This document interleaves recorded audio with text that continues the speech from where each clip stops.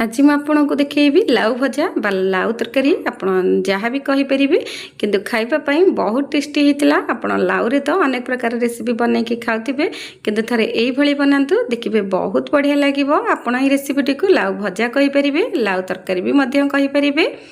तो नमस्कार ममता किचन ओडिया को आपण समस्त को अनेक अनेक स्वागत। आपण जदि मो चैनल रे नुआ अछंती तबे लाइक शेयर सब्सक्राइब करिवे।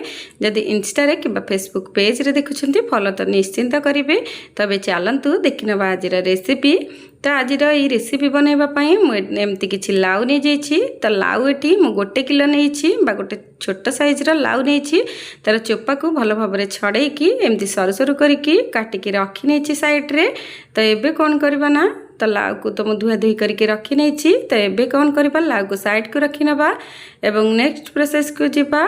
तो एबे गैस ऑन करी मु कड़ाई बसई नहीं।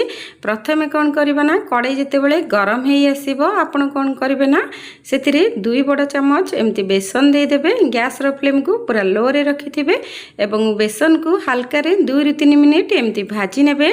तो बेसन को आपण एटी लाल करिवे नहीं कि बेसी समय भाजीबेनी पाखापाखि 1 ରୁ 2 मिनिट सेमती लो फ्लेम रे टिके एपट सेपट करी भाजी नेबे। तापर कौन करिवे ना बेसन को बाहर करी नेबे। तो एबे पाखापाखि बेसन भाजी आसलानी। एबे कौन करबा बेसन को गोटे प्लेट को बाहर करी नउछि।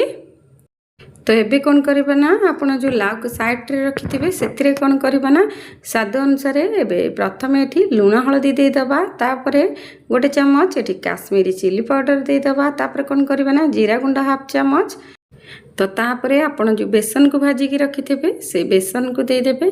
तो अन्य मसला गुंड मु किछि भी ऐड करी नहीं केवल जीरा गुंड लंका गुंड ही ऐड करिछि। तो एतिकी मसला को दे सल्ला परे आपण कोन करबे ना हाथ साहाय्य रे भल भाबरे एमती मिसई नेबे। तो एमती मिसई सल्ला परे आको साइड को रखी देबे। तापर कोन करबा ना से कड़ाई रे कोन करबा एठी किछि तेल दे देबा। तो तेल एठी 2 बड़ चम्मच मु सोरिष तेल दे देछि। तापर 2टा सुखिला लंका हाफ चम्मच एठी जीरा दे देबा। तो जीरा जेते बेले फुटी आसीबो आपण कोन करबे ना एठी गोटे बुदा रसुण को मु छोट छोट करके काटिकी रखि नैतिली। प्रथमे से रसुण को दे देबा। तो रसुण को एमती किछि सेकेंड एपट सेपट करके भाजी नेबे। तापर कोन करबे ना पियाज गोटे मीडियम साइज रो काटिकी रखि नैतिली। तो तापर से पियाज को देकी भाजी नबा। तो रसुण को तो आमर बेसी समय लगी न था भाजवा टिके एपट सेपट कर नेबे। तापर कटा ही रही पियाज को मुझे दे देछि। तो पियाज को ये पूरा छोट छोट करके काटिकी देछि। पियाज सेमती टिके भाजी आसले आपण एटी कौन करेंगे ना गोटे मीडियम साइज रो टमाटो को सेमती काटिकी दे देबे। तो आपण किए केते प्रकार तो लाउ भजा बा तरकारी बनाउथिबे किंतु थरे ए स्टाइल रे बनाइकी देखंतु देखिबे भात रोटी परोटा सबुथिरे खाइबा पई भल लागिबो। तो ये देखो पाखापाखि भाजी आसलानी। एबे टमाटो को देकी मध्य मु भाजी नहीं। तो जिते बड़े यही सब जिनस को देकी भाजी नेबे किछि सेकेंड। तापर कौन करबा ना एबे तो पाखापाखि भाजी आसलानी। तापर एठी मु कौन करछि ना जो मसला रे मिसेकी रखिथिली लाउ को सही लाउ को दे दबा। तो लाउ को देला पर कौन करबे ना गैस रो फ्लेम को एटी मीडियम रे रखी नेबे। काहेकि ना लाउ रु तो पानी बाहरी थाए। प्रथमे कौन करिवे ना प्रथमे 5 मिनिट आपण मीडियम फ्लेम रे रखिबे। तापरे लाउ रु जेते बेले पानी बाहरी आसीबो आपण लो फ्लेम रे रखिकी या को एपट सेपट करके भाजी परिबे। काहेकि ना जेहेतु एटी बेसन दिया हेछि सेति पई प्रथम ये लगी जापे आपड़ देखिकी एपट सेपट करके एमती भाजी नेबे। प्रथम हाई फ्लेम रे बिल्कुल भी रखिबेनी।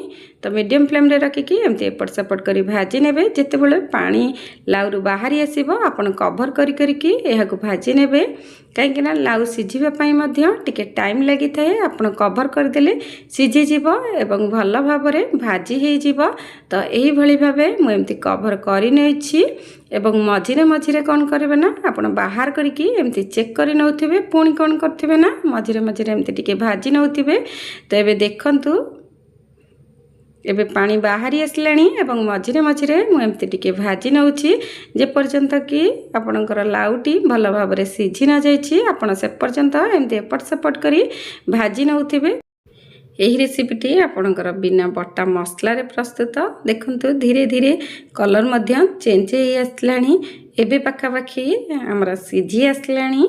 तो एमिती आपणको 15 ରୁ 20 मिनिट भाजवाक पड़ो कहीं लाउ तो टिके सिझाक टाइम लगी थाए आपण एमती कवर कर नौथिबे एवं मझिरे मझिरे चेक कर नौथिबे जेतेबेले गोटे जिनस एठी मन रखंतु जेतेबेले लाउरु पानी बाहरी आसीबो आपण कोन करिवे ना गैस र फ्लेम को पूरा लो रे रखि देबे एवं एही भली भाबे सिझिबाक छाडी देबे कहीं जेहेतु बेसन देइछंती सेति पई लागि जाई पारे आपण लो फ्लेम रे रखिबे एही भली भाबे भाजी नेबे प्रथम रु आपण 5 मिनिट पाखा पाखी मीडियम फ्लेम रे रखिकी भाजिबे तापरे एमती लो फ्लेम रे रखिकी भाजिबे तो एबे देखंतु लाउ एबे भल भाबरे सिझी आसलाणी आ मध्य भाजी हो जाइछि एबे लास्ट रे कोन करिवे ना हाफ चम्मच एटी गरम मसला गुंड देकी एमती गोळे नेबे तो एही भली भाबे गरम मसला गुंड देकी मु मिसई नेछि एबे देखंतु आपणकर ए लाउ तरकारी रेसिपी बा भजा आपणकर प्रस्तुत हो जाइछि तो आपण ये रेसिपीटी को देखिकी जानीपे जे केते कम तेल मसला रे आपणकर एमती गोटे रेसिपी प्रस्तुत हो जाइछि आपण ये रेसिपीटी को भात रोटी परोटा सबुथिरे खाई परिबे तो एबे हो जाइछि गैस ऑफ करि नबा तो आज रे रेसिपी आपन को केमती लागिला आशा करूछि भल लागिथिबो आपन को जदि मोर ए रेसिपी भल लागिछि आपन मो चैनल को लाइक शेयर सब्सक्राइब निश्चिंत करिवे तो मु आ गुटी रेसिपी ने कि आपन मानन पाखक आसीबी से पर्यंत रहिली नमस्कार।